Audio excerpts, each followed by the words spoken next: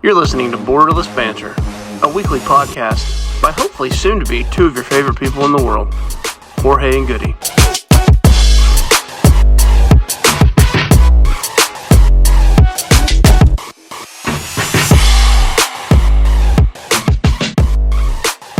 What's up, Jorge? Hey, there you go. One more time. Episode 3. Numero tres, just in case. You're also learning Spanish here, by the way. Tres. Tres. Oh, tres. Oh, tres. sorry. Numero tres. Oh, number tres. Well, welcome to episode number 3 of Borderless Banter. It's good to have all you folks with us. I'm Goody. I'm Jorge. And so, hey, look, we hope you guys have had a good week. What a crazy week. It's been a wild week.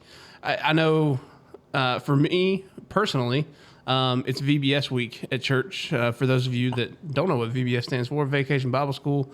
Basically, we invite a bunch of kids from the area to come, and we teach them about Jesus, and we do crazy crafts and games, and it's a great time. How do you guys do it? I have no idea. Like, that is... I'm pretty tired. I bet you are. I'm not going to lie. It is crazy, like, how time passes, and when we were all young and everything was black and white... I said that. For my two daughters, they think that when they were born, everything was in color. Before that, everything was black and white. So even I can see everything in black and white. Which is funny because that means I would have been in black and white to them. That's true. Maybe we can just do like a little effect of black and white moments right here. Anyway, so yeah, that's it. But like, you used to have tons of energy, and now... it is tough. So kudos to you guys doing all this stuff in VBS, and those who are listening to volunteers. And thank you to all of you. Way to go, guys. This is amazing. Way to go, serving your country the right way in your church. So this is amazing. Well, hey, so there's been some sports news. Let's talk about what's going on this week in the news. Hey, to give you a local... Okay, local. So this is pretty cool. So a guy named Ryan Bliss. Okay. Apparently he played baseball for... I'm talking about this like I've lived in LaGrange for 80 years. He's local. He's local, y'all. For 8 months now. Ryan Bliss played baseball at Troop County. Troop. Go Troop. And so he made the All-Star Futures team. Wow. So they played this past weekend before the Major League All-Star game. Yeah. And he just got promoted to the Arizona Diamondbacks AAA affiliate. Whoa. In Reno, Nevada. So shout out to Ryan Bliss from Ryan, Troop give County. us a call. This is great. Come and talk to us. Share your story before you go super famous. I mean, that's pretty cool. That is amazing. Because when you think about all the people in the farm system for baseball. It is good, though. Get that far. Speaking of baseball, this is funny. Like, All-Star came in. All-Star The game. Braves won. Sorry. Repping the Mariners. That's right. 3-2. What a great game. There's a couple things that I was watching. I love baseball. Yeah. It's a great thing. I watched baseball growing up with my dad and grandpa, so that was pretty good. But I love this part that now the players have a mic. Have you seen this? In the All-Star game they did. So they're talking to you they're like, hey, let's talk to, I don't know. X. Well, the only thing I didn't like, they were talking to the pitcher at one point, like as he was like throwing. That's right. Watch this. I'm gonna throw a fast line, a 4H or what it's called. Boom, it goes in it. 4H. Question. Yes. Okay, so you said you grew up watching baseball with your dad. Obviously, you're from Mexico City. That's right. So, did you grow up watching the MLB, or does Mexico have a professional league? We do. Mexico. Great question, Matthew. I'm just... No, that's great. So, we watch MLB growing up. Right. Right. But also, Mexico has their own league. Right. Okay. I have a cousin that played the professional baseball league. Oh. I think his cousin-in-law. Anyway, so that's pretty good. But we watch professional baseball. Okay. I was a big San Francisco Giants fan. Then I like the Oakland and Ricky Henderson and all kind of stuff. I think my dad will be like, oh, you forgot to say Fernando Valenzuela, or, that was it. So it was fun. But yeah, what a great game. I watched it and I enjoy it. So it was pretty good. The uniforms were fantastic, just like you mentioned. They were going to, before we talk about they were going all the white uniform and the home and away. They just have these awesome jerseys. And these are for the fashionistas. They were wearing navy and black pants. Do you notice that? Yeah, I don't know how I felt about that. I was about to wear navy and black pants one time, or maybe navy pants and black And I'm shirt. sure Tiffany got on. Tiffany was like, "Nope, you're not going anywhere with that stuff." And I was like, "This is cool." And she goes, "No." Yeah. So I need to show her and be like, "Hey, just so you know, Look, Major League MLB All-Stars. people are doing it. I just need my chain, though. You know, that'll make it legit." Yeah. Actually, I wore my chain today. There it is. So you just need to go like, pop it out right there for everybody. So that's it. 3-2, great stuff. A lot of stuff with soccer. Finally, we didn't start with soccer, but we're going to talk about soccer. Talk a little bit about soccer. So what kind of stuff we got with soccer coming in? Big moves in the international world. Nah, not the international world, but Christian Pulisic, one of probably the I think he's the best best U.S. player. That's right. Making a big move to AC Milan. Way to go. Out there in From Dortmund, and then from Dortmund to Chelsea. to Chelsea, and then Chelsea too. That's a big deal. That's AC Milan. That's pretty big stuff. Also, the U.S. lost yesterday. That was terrible. Yeah, though. it was one of those deals where watching that game, I just felt it coming. It was we're not playing that great. Well, and we're not Panama is doing great, but and we're not playing with our A team. It's obviously the whole game, the whole setup is for Mexico to play the U.S. at the end. Absolutely. And it is set up that way. So the U.S. almost lost in regular time. There was a handball that was in another handball, and they call an offside. Yeah. So they went to overtime. Another, was that like 30 minutes, 15-minute halves, scored 1-1, and then in PKs, we just couldn't do it. So now Panama is there. Congratulations to Panama. I wish we have Panamanian visiting. So there you go. To the Panama canals, whatever. I think now I'll just have to pull for Panama. Yeah, that's right. And I'm still not going to tell you who I'm going to pull. That was a trick to see if I was going to pull for Mexico or not. I would expect you to pull for Mexico over Panama. Well, maybe, but maybe I'm still upset. Because why would I pull for Panama? They defeated the U.S.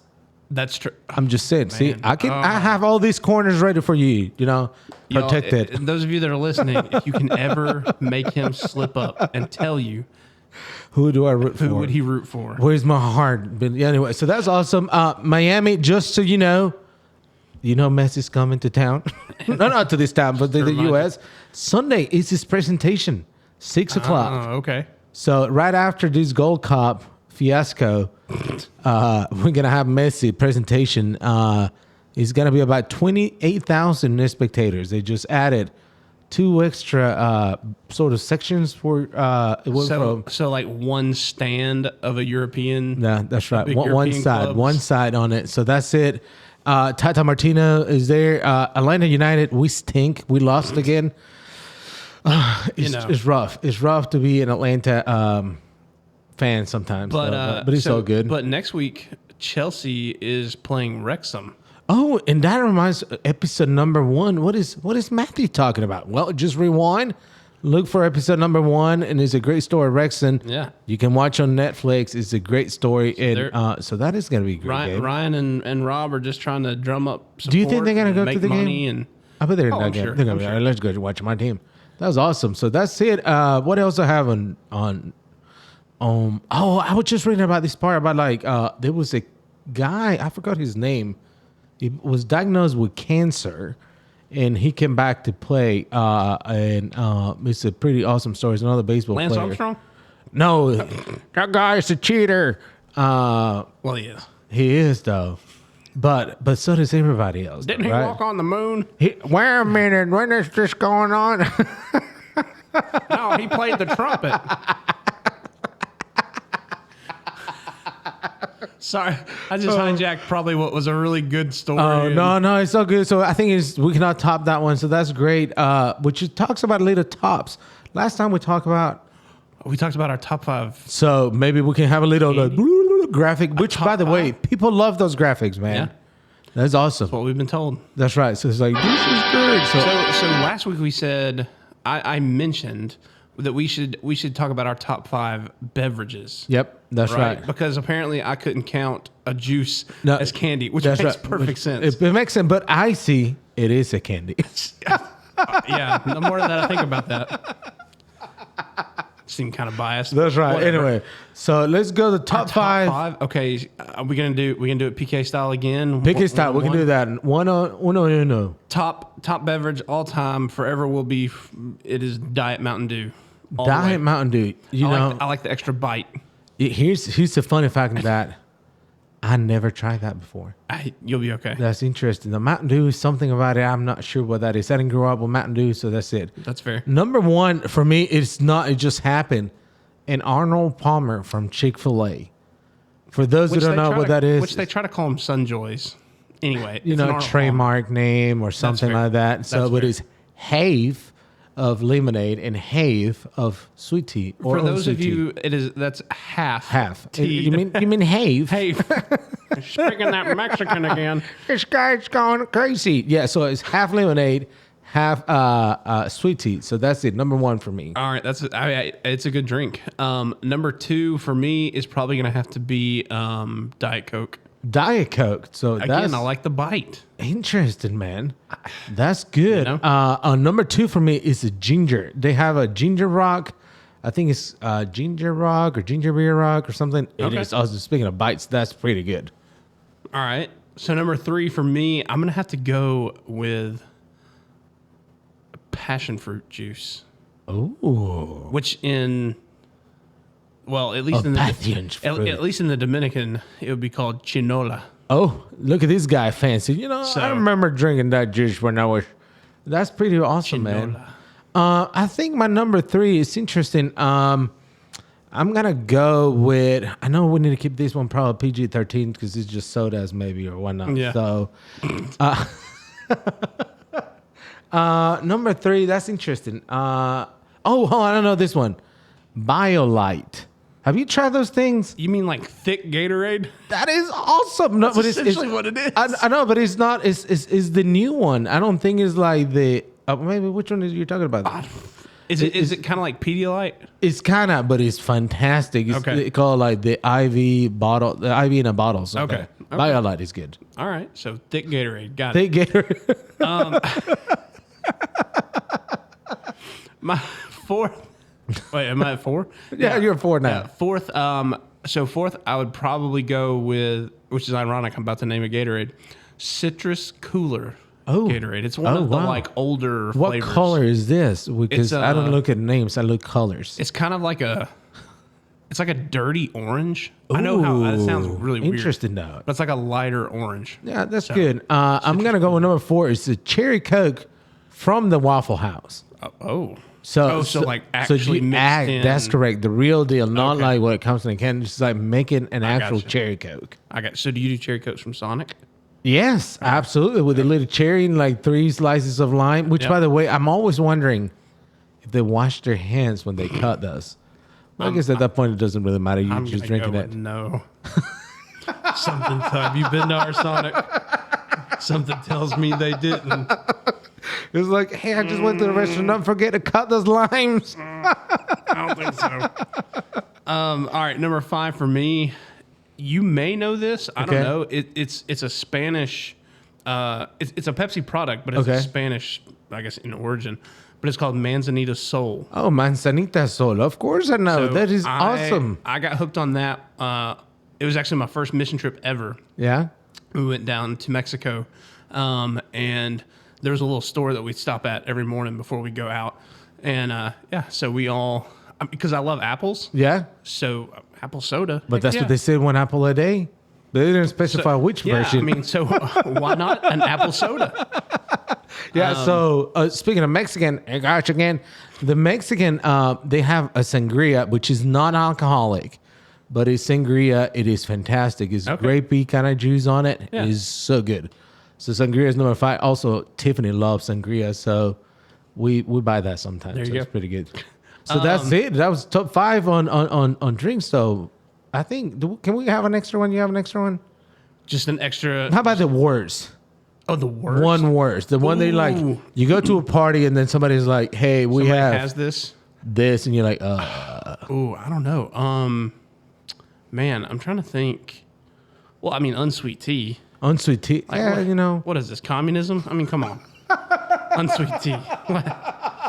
I say that, and it wasn't even in my top. Sweet tea wasn't even in my top 5. What are we in Cuba with all this stuff on? You know who else drinks unsweet tea? Stalin. Anyway. Hey, which, by the way, somebody told me a long time ago that soccer is a socialist a sport. They're like, yeah, I don't play that socialist sport. So, but now we're giving that person. Which is ironic because it came from England. Well, it doesn't matter, because it's not playing with the hands. It plays with the feet. Anyway, so that's it. To that person who told me that, no, we're not communists and we're not supporting this. I'm going to go with any Pepsi product. I don't like Pepsi at all. So anything with Pepsi, when we go to a restaurant, it's like, you have any sodas? Well, we have Pepsi. I go water. That's usually my take. So you don't like the Joy of Pepsi, Joy of Fun? No, which on that Pepsi on your tongue. No. That was the song. I know. You know how I know this? I'm just started watching a Netflix documentary about a guy that won a jet. Oh, the jet. Yes. It's awesome, though. I'm in episode number 2, but it's great, though. For those of y'all who don't know what Jorge's talking about, real quick. So back in the day, you could when you would open up your drinks on the cap, you could win stuff like you could turn them in for another free Coke. That's right. Or, collect 5 it's and a point get this. System. Yeah, a point system. This is before we had internet. And Pepsi did a thing where you could collect points and redeem them for prizes. And there was a commercial, right? Yeah, where it said if you collect like 1 million points. 7 million points. 7 million points. They would give you a Harrier jet. That's right. And so this guy was like... This guy's a college student kid. And he calculated how much money it would cost him to buy enough Pepsi to get the points. And he was like... I could do that and then sell the jet. That's right. So he was doing all that stuff, and while he's doing that, he figured out that he didn't have enough space. Yeah, so he had to buy a warehouse. So he was like, "How many warehouses?" And then he grabbed this little pamphlet or magazine. When he cracked the code, and he can purchase everything at 10 cents per everything. That's what it was. You could purchase points. So as long as you got like 15,000 points or 15,000, which he got that already. Yeah. He was like, so he wrote a check for like $700,000. He said, "Where's my jet?" and that's where I stand. I'm saying like when Pepsi sue him, which is really weird. Because they basically said any reasonable person would understand that we would not have a jet to give you. Which is also like, there was no fine print. But there was after he made the request. That's right. After he made the request, that's what it was. But they went to instead of 7 million points, they wanted 700. It was like 7 billion or something. Something like that. It was impossible. And they just came back with it's a joke. But the more they start doing that, they start digging themselves deeper and deeper, and the guy was just like messed up. So the part that I'm staying is episode 2 when they handle him a check for over $1 million. Yeah, and he goes, "No, I want not playing." So that's the only cool thing I like about Pepsi so far. So that's all right. That's pretty good. So hopefully you guys enjoy it. If you guys want to send us comment on the YouTube section, send us emails. Tell them what your top 5 are, and then we'll love to read it right here. Yeah, we would love to read your stuff on the air.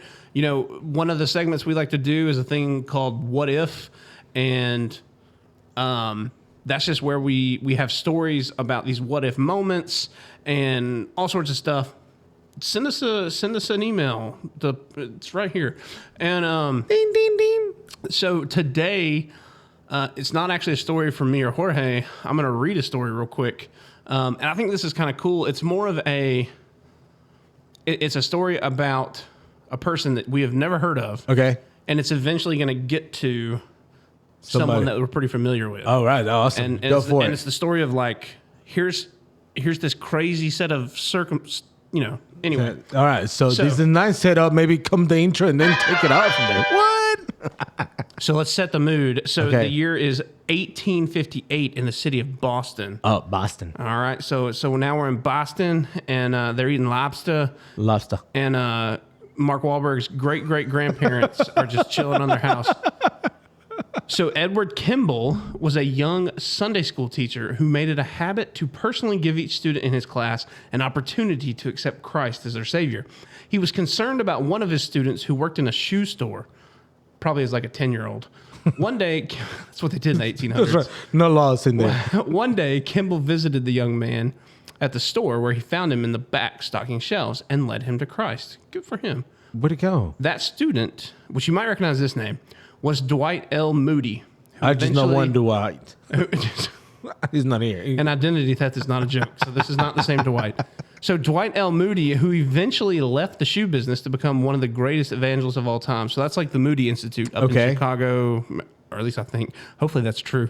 It's like fact check.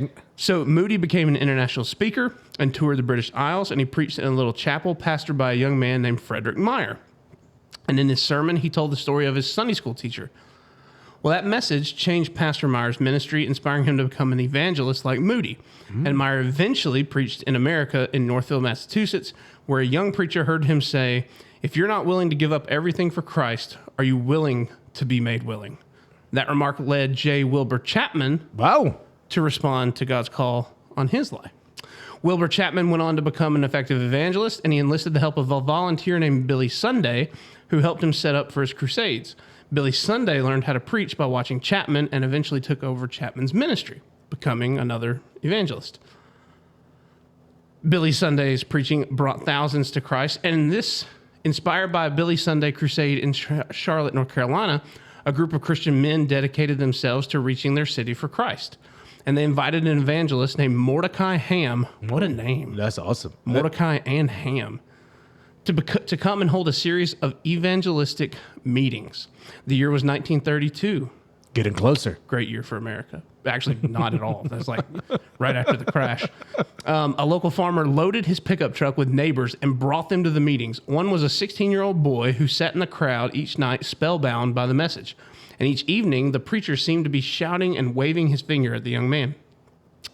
Night after night, the teenager came, and finally, on the last night, he went forward and gave his life to Christ. And that teenager, Billy Graham. Billy Graham. Wow. So starting all the way back in 1858 in Boston. Boston with a Kimball. Going over to England, coming back to America, and then down to Charlotte, North Carolina. That's pretty incredible, though. Leading to Billy Graham being saved. And then how many stories? I think about that. We'll go with the what if. Started in one thing. And all it takes is one person doing a certain thing. And he just triggered like a nice domino effect. And then you have Billy Graham, which is one of the greatest evangelists of all time. And I have a Sirius XM, and I listen to some of his segments. There's like 15, 30-minute sermons that are really good. But talking about a guy right now you listen to these messages. They were in the 60s, maybe late 60s, early 70s. Yeah. But they're still so in tune with today's world. Yeah. Right? So that shows you, like, you know what? We talk about, like, things don't change. And that's what is beautiful about the Word of God. Yeah. That is the same, right? All the time. And it applies the same now as it did 2,000 years ago. When everything was black and white. In sepia. Which was only like 15 years ago, right? That's right.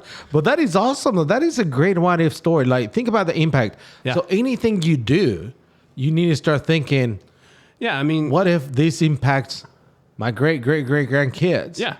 Or they've been impacted by somebody. Edward Kimball, fantastic. Just a Sunday school teacher. Yeah, that's right. And I think of all the Sunday school teachers I've had and just the impact they made on me, teaching Sunday school and leading a small group, like we don't know down the road what's going to happen. So yeah, that is awesome. So that's pretty good. That's a great what if moment. Like, again, here in the Borderless podcast, we can just talk about everything, but essentially this is what we talk about. One of the things that we have in common, Matthew and I, is besides soccer and all that good stuff, is the love that we have for our Lord. Yeah. Right. And so one of the purposes of this podcast is to show you guys that there's so much more we can do.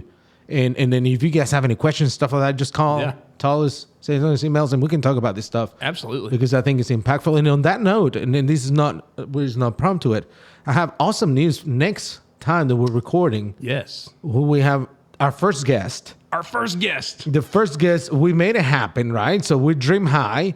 We talked about it, but we're going to be talking about a person that is impacting many people in a nice way. So that is, again... And here in the city of LaGrange. That's right. It's here, and he's going to be here, sitting down right here in between us. So it's going to be pretty awesome. But again, the impact of helping someone Yeah. and sharing God or Christ to somebody, it is awesome. So this is pretty absolutely good. I'm excited about it. Yep. So that's pretty good. I know this is going to be a little like a short one. We have tons of stuff we need to prepare for a lot of things for next week. Yeah. So I think it will be good. I mean, it kind of sounds terrible, but is it time for like a useless information? I mean, we can talk about useless information. What you talking about? All right, so I have a little dumb, useless information. Do you know that the speed of a computer mouse is measured in Mickeys? In Mickey's? Like in Mickey Mouse? Like, come on, Mickey, you're so fine. You're so fine. You blow my mind. Hey, Mickey. Hey, Mickey. Hey, Mickey, you're so fine. We have that song in Spanish. Oh, I mean, every song can be in Spanish Mickey. if you sing it in Spanish. Hey, Mickey, ¿cómo está? I don't know. I need to think about that one. It's Did terrible. you say, hey, Mickey, ¿cómo está? I think so. I think that's the name of the song. I think, you know. ¿cómo está? How are you? I know, but they changed the whole song. But it sounds the same. The lyrics are not. See, I know a little bit of Spanish. Muy bien. Or Mexican. As You're according to that Mexican, lady. like the lady at the Target will say it. Because we talk about drinks and stuff like that, I was investigating this. Which goes with The Office, because we love The Office. That's another thing that we have in common. Cornell University with Andrew Bernard. Andy's alma mater. Andy, that's right, Cornell. So you can major in wine. That's pretty expensive just to go drop thousands of dollars to major in wine. Isn't that crazy though? I mean, I'm sure you could major in wine at your local vineyard too. So, I mean, it's probably a lot cheaper. I feel like any degree that you get at Cornell is going to be pretty expensive. And I finished with this one. Speaking of wine, not that we like, but I think it's good. It takes about 700 grapes to go into one bottle of wine. And yet Jesus made it out of water.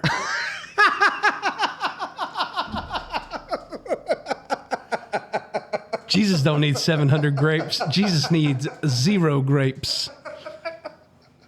And that was the best wedding ever. It was though. That is a fantastic story. It's like, I show you your 700 grapes. Ding. Short, sweet this week. That's right. Hope you guys have enjoyed it. Obviously, we've enjoyed it. This is great though. This is awesome. We needed this laugh. Thank you again. Stay tuned. Coming soon. New guest. First guest. Maybe good stories, and that's about it. Have a fantastic week. See you guys.